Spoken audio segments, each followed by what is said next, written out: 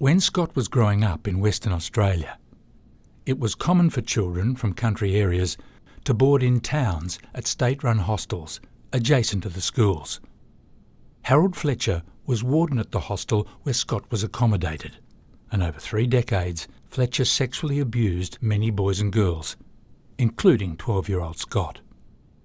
Scott told the Commissioner that Fletcher's brother and sister-in-law also worked at the hostel, and as a former Citizen of the Year, Fletcher was held in high regard by the community. He controlled the town. He was that powerful.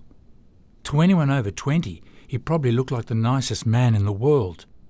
There was no one to tell about the abuse, and they wouldn't have believed you if you did. Within a few weeks of Scott's arrival in 1978, the hostel residents went on a camping trip. Fletcher shared a tent with Scott, and during the night started to fondle him. I didn't know what to do. I already knew that to be accepted, you didn't make waves. If you did, you'd get isolated, and then you were gone. Over the next year, Fletcher regularly came to Scott's bed at night and tapped him on the foot. That meant you had to go to his room, and that's where he'd rape you. I couldn't go to school one day because of what he'd done the night before. He said, "Your brother's coming soon, isn't he?"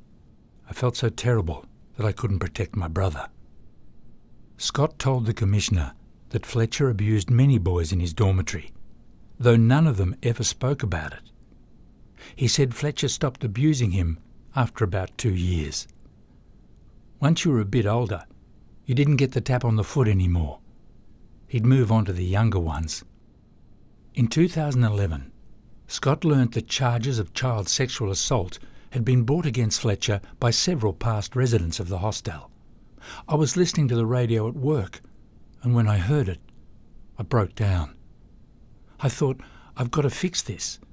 It was eating me away, but I had kids and I was paying a mortgage and working, and there was so much going on that I'd never had time to think about it.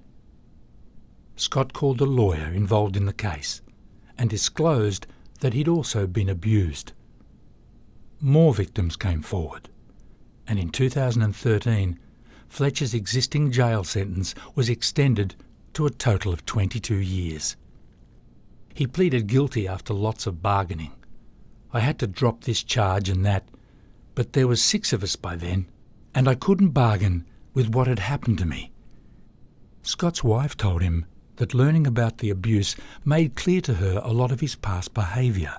He never felt comfortable touching or hugging his children, and was still hesitant about showing affection to his grandson. It damages something that's your core. It's what you are. In 2012, the Western Australian government announced a limited redress scheme for people who had been abused as children in hostels. Scott applied for and was awarded the maximum compensation amount of $45,000. He was disappointed that the scheme tended towards a bureaucratic process and that all types of abuse seemed to be given equal weight. Scott told the Commissioner that he was glad the court case and negotiations with the government were finalised, but continued to struggle with strong emerging feelings related to the abuse. I feel angrier now than I did before. Why did all those people who knew what Fletcher was doing keep protecting him? It was like going against the king.